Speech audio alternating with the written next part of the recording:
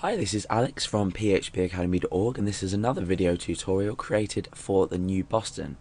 Now, in this tutorial we're going to be creating a unique hit counter, and by a unique hit counter I mean exactly the same as a non-unique hit counter. However, we're going to be recording the user's IP address.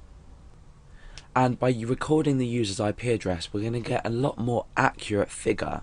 It won't be entirely accurate because IP addresses obviously do change, but we're going to get a lot more accurate figure as to how many unique visitors we have taken on our website, so how many people have visited uniquely. So as per the last tutorial, the non-unique hit counter, if you've already watched it, we've got an index.php file, account.php file, and account.txt file. Now we're also going to have to include a new file, and that is going to be called, let's just save this file out, that's going to be called ip.txt. So we're going to have IP addresses in here of users that have visited the website that are going to be stored every time they visit. So the first thing we're going to do is we're going to counter hit, but then we're going to take their IP address and we're going to store it in this file on a line-by-line basis. So we'll have, say, 127.0.0.1, and then we'll have another IP address on the next line, and we'll have so on and so on. So for now I'm going to leave this blank. The first thing we need to do though, before we do anything, is we need to check that the IP address doesn't already exist.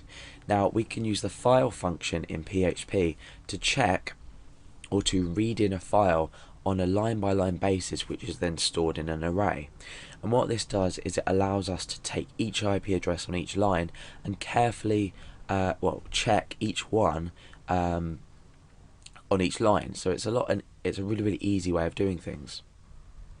So the first thing we're going to do inside count.php is we're going to create a function called hit_count, and this is going to be called from index.php every time. So we have the freedom, we're including this count file, we're going to include count.php, and then we're going to have the choice if we want to hit count or not. So we can include it, but then we can use it, we could use it, say, inside an if statement, or say if a particular user is using the Chrome web browser, then we can count. So there's a variety of ways, a variety of benefits of using a function. So let's just call this function for now, so later on we can test it correctly. So in count at the moment there's a value of 0.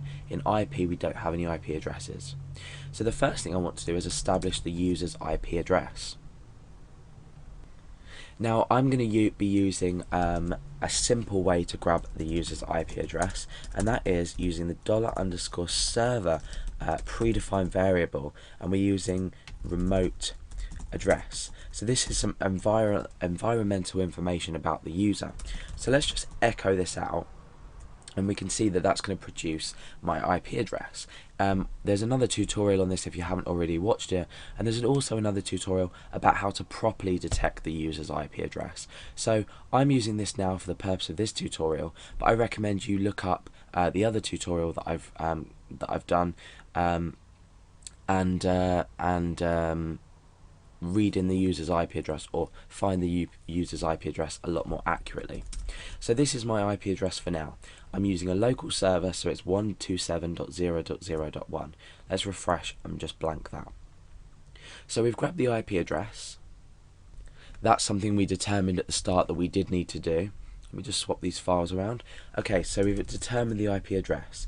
Now inside hit count, the first thing we need to do is check if this IP address doesn't exist in ip.txt. There's nothing in there at the moment, so obviously for now it doesn't. So the first thing we want to do is we want to open up this file. So I'm going to create a variable called handle, and I'm going to say file. In fact, we can call this ip_file. So file, and it is ip.txt. Now let's just refresh to make sure we don't have any errors. Okay, we're error free. So what we've done now is we've created this variable called IP file, which is now an array, because the function file opens ip.txt, and let's say we have line 1, 2, 3, it'll open each line as an array, as a value of an array. So we've opened this as an array. Now what we need to do is use the for each construct to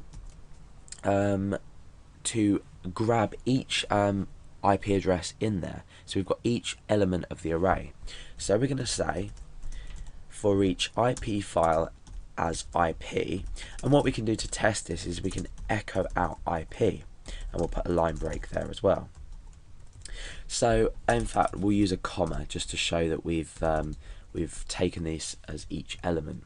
So there's nothing in there at the moment, so if we refresh we're not going to have anything on the screen. However, if we add, say, test data new line, just pop a load of rubbish in there, each of these should now correspond for each loop of let's go back to the count.php file. For each loop of this IP will be each line. So let's refresh and test that. So you can see that we're grabbing the data on each line, and we can use this separately, so we can check each IP address. These will eventually correspond to IP addresses. So you'll notice that there's a space after each bit of data. Let's just change these to IP addresses so we've got a more realistic representation. Okay, so let's refresh. Okay, so we've got a space after here. Now you've noticed that we've not actually specified in here that we want a space after it. We've concatenated on this straight away, and that's because when we're reading it in on a line-by-line basis, there's always a space after each element in this array. So what we need to do is we need to use the trim function here to remove the white space from the left hand side and the right hand side, just in case there is any white space. Now let's refresh, and you can see that that white space has in fact gone.